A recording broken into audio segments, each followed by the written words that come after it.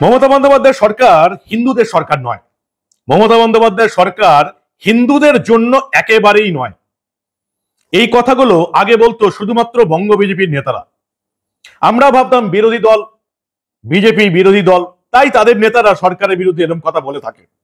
কিন্তু আজকে কলকাতা হাইকোর্টের বিচারপতিরাও এটা বাংলার মানুষকে বুঝিয়ে দিয়েছেন যে তারাও মনে করছেন মমতা বন্দ্যোপাধ্যায়ের সরকার হিন্দুদের পাশে নেই। সেই এপ্রিল মাসে মুর্শিদাবাদের শামশেরগঞ্জ কাণ্ড হয়েছে। ওয়াকফ সংশোধনী বিল, সেখানে মানুষজনকে, মুসলিম মানুষদের ভুল বোঝানো, শামশেরগঞ্জে অত বড় হামলা, সেখানে হিন্দুদের ঘর বাড়ি জ্বালিয়ে পুড়িয়ে ছারখার করে দেওয়া হলো। মুর্শিদাবাদ থেকে লোকে হিন্দুরা মালদায় পালিয়ে এলো। ফিরহাদ হাকিম বললেন পালাচ্ছে তো কি হয়েছে, আমাদের রাজ্যের এক জেলা থেকে অন্য জেলায় তো পালাচ্ছে, এটা এমন কোনো ব্যাপার নয়। মমতা বন্দ্যোপাধ্যায় বললেন বিএসএফ নাকি ইট ছুড়িয়েছে, বাচ্চা ছেলেদের পয়সা দিয়ে বিএসএফ ইট ছুড়িয়েছে। বাংলাদেশ থেকে নাকি বহিরাগতরা এসে দাঙ্গা করে গেছে, মমতা বন্দ্যোপাধ্যায় তাও বলেছিলেন। দুদিন পর দেখলাম মমতা বন্দ্যোপাধ্যায়কে মিথ্যাবাদী প্রমাণ করে দিল, তারই পুলিশ বলল না সবাই স্থানীয়রা করেছে। সেই শামশেরগঞ্জ এপ্রিলের ঘটনা, এই সেপ্টেম্বর মাসেও একটা টাকাও এই লোকগুলোকে দেওয়া গেল না, অত্যাচারিত হিন্দু মানুষদের দেওয়া গেল না, এদের পুনর্বাসন করা গেল না। আজকে কলকাতা হাইকোর্টের প্রধান বিচারপতি সৌমেন সেনের ডিভিশন বেঞ্চেও ওই একই কথা উঠল, পুজোর আগে পুনর্বাসন নয় কেন? শামশেরগঞ্জ কাণ্ডে ভৎসনা হাইকোর্টের, রাজ্য সরকারকে ভৎসনা। আমি যেটা গত 2 বছর ধরে চিৎকার করে আপনাদের বলছি, ওই পুলিশকে ভৎসনা, নেতাদের ভৎসনা, রাজ্য সরকারকে ভৎসনা, এসব করে কি হবে? যাদের পিঠে মানুষের চামড়া নেই, দোকান কাটা, তাদেরকে ভর্ৎসনা করে নীতি শিক্ষা দিয়ে আদৌ কিছু লাভ হবে? কিছু লাভ হবে না। কবে যে কলকাতা হাইকোর্টের বিচারপতিরা এটা বুঝবেন যে এদিকে নীতিপাঠ পড়িয়ে কিছু হবে না, তবে এদের শাস্তির ব্যবস্থা করবেন। এপ্রিলে ঘটেছে শামশেরগঞ্জ কাণ্ড, আপনারা দেখেছেন কিভাবে একের পর এক হিন্দুদের ঘর বাড়ি জ্বালানো হয়েছে, লুটপাট করা হয়েছে। দুজনকে রীতিমতো বাড়ির বাইরে টেনে এনে কোপানো হয়েছে, এবং সেই দুজনের নামও আপনারা জানেন, হরগোবিন্দ দাস এবং তার ছেলে চন্দন দাস। তাদেরকে কেন মারা হয়েছিল এটাও সবাই জানে, কিন্তু শুধুমাত্র কয়েকজন ইউটিউবার ছাড়া সেটা বলার সাহস কারোর নেই। এই হরগোবিন্দ দাস এবং ছেলে চন্দন দাসকে এই কারণেই মারা হয়েছিল কারণ তারা মূর্তি তৈরি করেন, আর মূর্তি তৈরি করা কাফেরদের যে আগে মরতে হবে সেটা এই দুজন বাপ ছেলে প্রমাণ করে দিয়ে গেল। রীতিমতো পশু কাটার ছুরি দিয়ে এই বাপ ছেলেকে কুপিয়ে খুন করা হয়েছিল।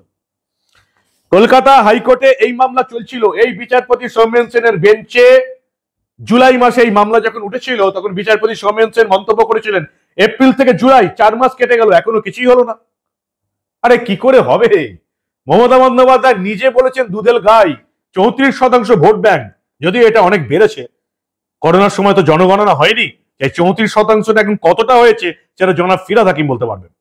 34% ভোট ব্যাংকে খুঁজে করতে হবে। আর সবচেয়ে বড় কথা, এই যে কলকাতা হাইকোর্টের প্রধান বিচারপতির বেঞ্চ, বিচারপতি সৌমেন সেন যে মন্তব্য করেছিলেন, আগেও করেছিলেন, তিনি জুলাই মাসেও মন্তব্য করেছিলেন যে এই হরগোবিন্দ দাস তার ছেলে চন্দন দাসের মৃত্যুর তদন্ত হোক, বিচার প্রক্রিয়া শুরু হোক, সবাইকে পুনর্বাসন দেয়া হোক, পুরো তদন্ত হোক। কেন তদন্ত হবে না? এটা জুলাই মাসের ঘটনা। জুলাই মাসের পর আজকে সেপ্টেম্বরে এসেও এই কলকাতা হাইকোর্ট এই সৌমেন সেনের বেঞ্চকে বলতে হচ্ছে যে কেন পুনর্বাসন নয়। আরে শামশেরগঞ্জে হিন্দুদের পুনর্বাসন কেন দেবে? আশ্চর্য। সামনে 26-এর পুজো, 6 মাস পরে। পুজোতে অনুদান দিতে হবে 1,10,000 করে, তার জন্য কয়েক হাজার কোটি টাকা খরচা করতে হবে। পাড়ায় সমাধানের নাম করে তৃণমূলের নেতাদের পকেটে সরকারি টাকা ঢুকিয়ে দিতে হবে। পার বুথে 10 লাখ, 80,000-এর বেশি বুথ আছে, কয়েক হাজার কোটি টাকা ওখানেও খরচা চলে যাবে। কারা পাবে 10 লাখ টাকা পার বুথে? তৃণমূলের নেতা নেত্রীরা পাবে সরকারি টাকা। পাড়ায় সমাধান, অর্থাৎ রাজ্য সরকার যেটা কলকাতায় বসে সমাধান করতে পারেনি, তৃণমূলের নেতারা 10 লাখ টাকা নেবে এবং সেটা নাকি সমাধান করবে। বাংলার মানুষকে তৃণমূলের নেতা নেত্রীরা কতটা যে মূর্খ ভাবে, আমরা এই সমস্ত কথাগুলো শুনলেই আমাদের হাসি পায় যে বাংলার ভোটারদের কত মূর্খ ভাবে, এবং তারা মূর্খই থাকে। এই যে 3 কোটি মহিলা ভোটার, 2.5 কোটি মহিলা ভোটার এখনো লক্ষ্মীর ভান্ডার 1,000-1,200 টাকায় লাফাচ্ছে, তারা রাজ্যের কিচ্ছু খবর রাখে না। 2.5 কোটি মহিলা ভোটার এই রাজ্যে কি হয়ে গেল না হয়ে গেল কিচ্ছু খবর রাখে না। শামশেরগঞ্জে হিন্দুদের টাকা দিচ্ছে না, পুনর্বাসন দিচ্ছে না, তো তাতে কি এসে গেল? আশ্চর্য কথা বলছেন। আর শামশেরগঞ্জে কেন মমতা বন্দ্যোপাধ্যায় টাকা দেবে বা পুনর্বাসন, হিন্দুদের কেন পুনর্বাসন দেবে, তাও শামশেরগঞ্জে? এমনিতেই ভোটে জিতবে শামশেরগঞ্জে, 70-72% মুসলিম। শামশেরগঞ্জে কেউ ভোটে জিততে পারবে না মমতার তৃণমূল ছাড়া, কারণ মুসলিমরা তৃণমূলকে ভোট দেবে। যতই তৃণমূল মুসলিম ধর্মকে উচ্ছন্নে পাঠিয়ে দিক, যতই তৃণমূল মুসলিম ধর্মের মানুষকে দুষ্কৃতী বানিয়ে দিক, যতই এই রাজ্যে সবাই জানুক যে মারছে মুসলিম, মরছে মুসলিম, তৃণমূলের জন্য খেটে মরছে মুসলিম, শামশেরগঞ্জে কেউ জিততে পারবে না। স্বয়ং নরেন্দ্র মোদী এলেও জিততে পারবে না, আমেরিকা থেকে ডোনাল্ড ট্রাম্প চলে এলেও জিততে পারবে না। 72% মুসলিম ভোট, তা কি এসে গেল? তো শামশেরগঞ্জে হিন্দুরা মরলো কি বাঁচলো, কি ওখান থেকে মালদায় পালিয়ে গেল, কি সবাই ছেড়ে চলে গেল, কি হিন্দু শূন্য হয়ে গেল, তাদের মমতার কি যায় আসে? আজব কাণ্ড। কেন শামশেরগঞ্জে হিন্দুদের পুনর্বাসন নয়? আরে শামশেরগঞ্জের হিন্দুদের পুনর্বাসন কেন দেবে? তার চেয়ে প্রত্যেক বুথে বুথে 10 লাখ টাকা করে দেবে, তৃণমূলের নেতা নেত্রীদের পয়সা পাইয়ে দেবে, ভোটের সময় আবার রিগিং করবে, ভোট চুরি করে তৃণমূলকে জেতাবে। তার চেয়ে কলকাতা এবং বাংলার পুজো উদ্যোক্তাদের 1,10,000 করে দেবে, তাদেরকেও ভোটের সময় কাজে লাগানো যাবে। শামশেরগঞ্জে হিন্দুরা বাঁচলো কি মূল্য, তাতে কি এসে গেল? এমনিতেই ওখানে তৃণমূল জিতবে, হিন্দুরা ভোট দিলেও জিতবে, হিন্দুরা ভোট না দিলেও জিতবে, হিন্দুদের পুনর্বাসন দিলেও জিতবে, হিন্দুরা বাঁচলে মরলে কিচ্ছু এসে যায় না। শামশেরগঞ্জে ড্যাং ড্যাং করে মমতার তৃণমূল জিতবে। শামশেরগঞ্জটা মমতার হিসেবের মধ্যেই নেই, তো কেন পুনর্বাসন দেবে? আজব প্রশ্ন। সবাই জানে, আর কলকাতা হাইকোর্টের বিচারপতিরা এটা জানে না? জানলে আমার অবাক লাগে।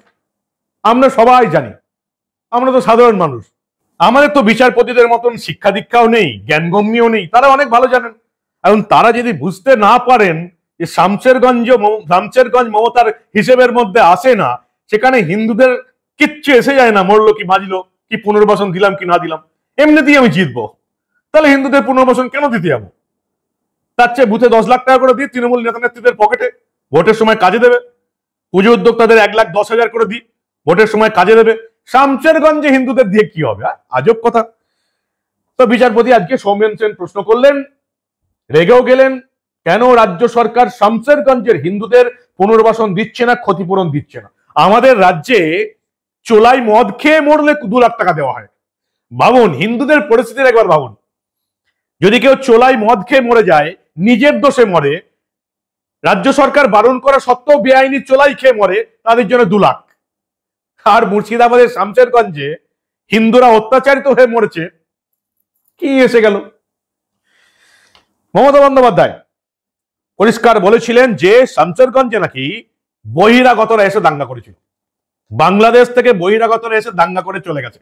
2 দিন পর দেখলাম মমতা বন্দ্যোপাধ্যায়ের পুলিশ তারই পুলিশ মন্ত্রীকে মিথ্যাবাদী প্রমাণ করে দিল, এবং মমতার পুলিশ জানিয়ে দিল কোনো বহিরাগত নেই, সবাই স্থানীয় লোক।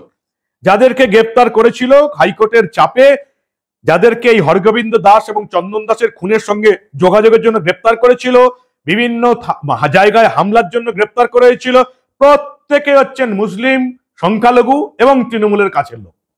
প্রথমে যেমন দেখলাম আমরা এই হরগোবিন্দ দাস এবং চন্দন দাসকে হত্যার জন্য সিসিটিভির ফুটেজ খতিয়ে দেখে বাংলাদেশ লাগোয়া মুর্শিদাবাদের সুতি থেকে গ্রেপ্তার করা হয়েছিল দিলদার নাদাবকে।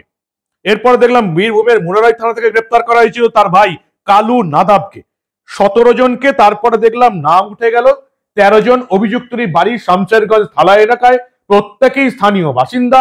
এই যে যেমন নামগুলো উঠে এসছে, দিলদার নাদাব, আসামাউল নাদাব, ইনজামাল হক, জিয়াউল হক, ফখরুল হক, আজফারুল হক, মনিরুল শেখ, ইকবাল শেখ, নুরুল ইসলাম, সাবা করিম, হাজিরাত শেখ, আকবর আলী, ইউসুফ শেখ।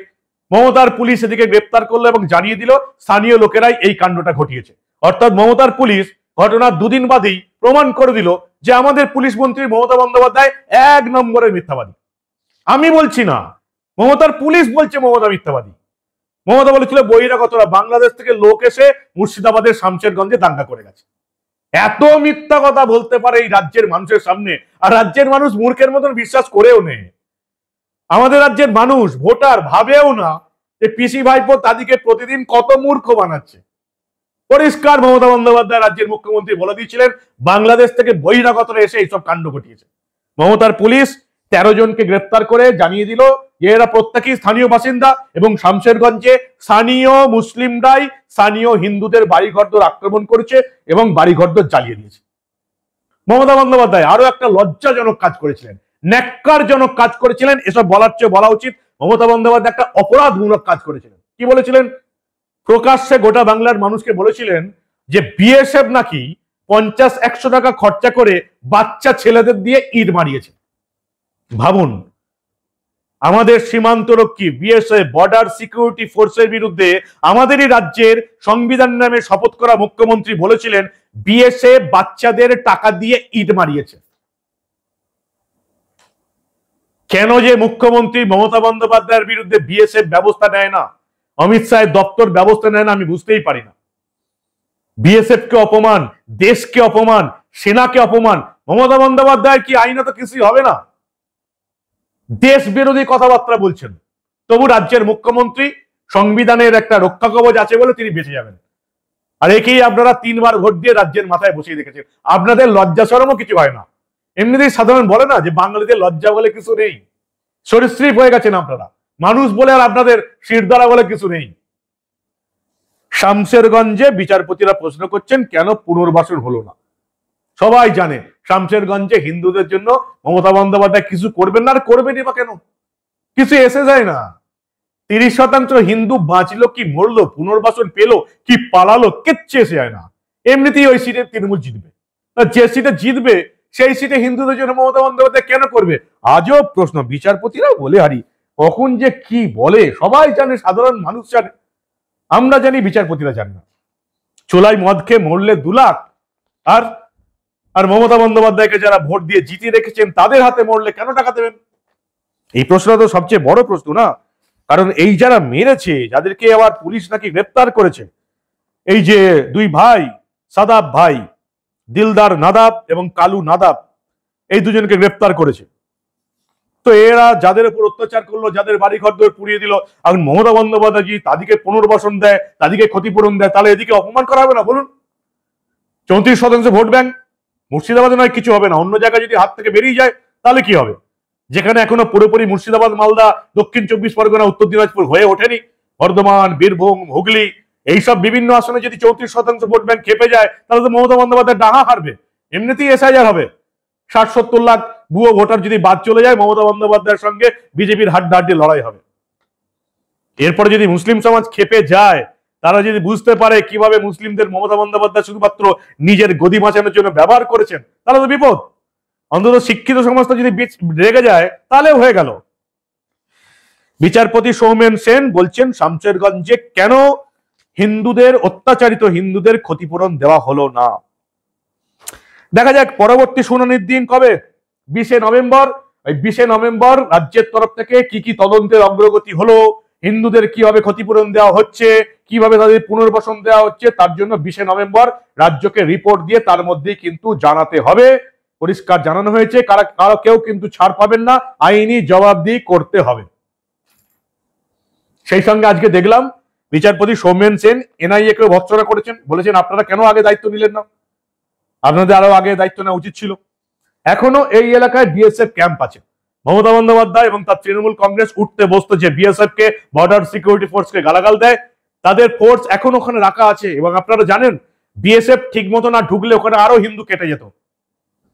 বিএসএফ আছে, বিএসএফ এসে বাঁচিয়েছে, বিএসএফ এর ক্যাম্প করে রাখতে হচ্ছে মুর্শিদাবাদের শামশেরগঞ্জে হিন্দুদের বাঁচানোর জন্য। এত কিছু দেখার পর, শোনার পরেও বাঙালি হিন্দুদের চৈতন্য হবে মনে হয় আপনাদের? পৃথিবীর কোন জাতি এতটা মূর্খ নয় বা স্বাধীনতার পর এতটা ভঙ্গুর হয়ে পড়েছে তাদের সিদ্ধারা, সেটা বাঙালি জাতিকে দেখলে বোঝা যায়।